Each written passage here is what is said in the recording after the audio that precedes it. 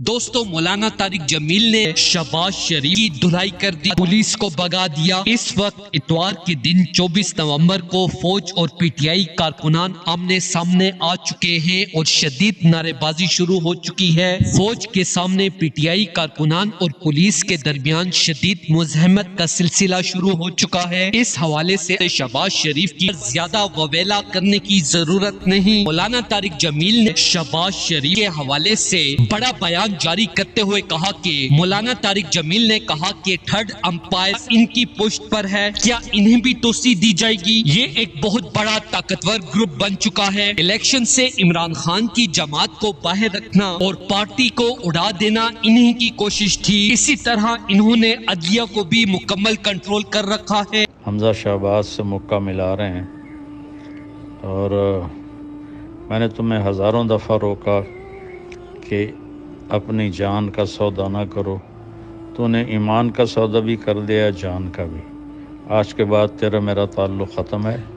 تم میاں صاحبان کے ساتھ لڈیاں ڈالو اور انہیں کے ساتھ رہو، آئندہ تم نے میرے پاس ہرگز ہرگز ہرگز نہیں آنا۔ پارٹیشننگ آپ لوگوں سے ہے، آپ ہمارا عروج بھی ہو، آپ ہمارا زوال بھی ہو۔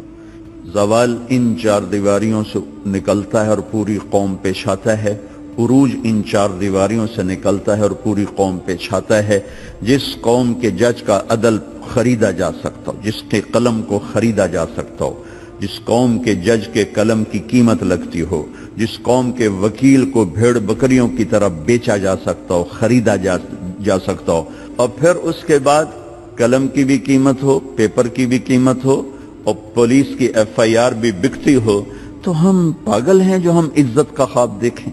دوستو مولانا طارق جمیل نے اچانک جنرل عاصم منیر سے ملاقات کی اور کہا کہ اتوار کے دن اسلام آباد کی تازہ ترین صورتحال سے آپ کو اپڈیٹ کرتے چلیں۔ پشاور سے روانہ ہونے والا پی ٹی آئی کا بڑا قافلہ اسلام آباد پہنچ چکا ہے۔ مریم نواز کو سیاست کرنا مہنگا پڑ گیا۔ عاصم منیر صاحب، مجھے پتا ہے کہ عمران خان بے قصور ہے، اس کی گواہی میں دیتا ہوں۔ خدا نہ خواستہ عمران خان کو اڈیالہ جیل میں کچھ ہوتا ہے تو پاکستانی عوام آپ سے بھی نہیں سنبھلے گی۔ آپ اگر واقعی حافظ قرآن ہیں اور اللہ کے انصاف پر یقین رکھتے ہیں تو بے گناہ اور معصوم عمران خان کو فوراً جیل سے بری کریں، ورنہ ہمارے ساتھ ساتھ عوام کے بھی قہر اور غضب کے لیے تیار ہو جائیں، کیونکہ میری طرح پاکستان کا ہر مسلمان عمران خان کو آزاد دیکھنا چاہتا ہے۔ دوستو اس حوالے سے اپنی رائے کا اظہار کامنٹ سیکشن میں دیں۔ ویڈیو اچھی لگے تو لائک کریں اور اس چینل کو سبسکرائب کریں۔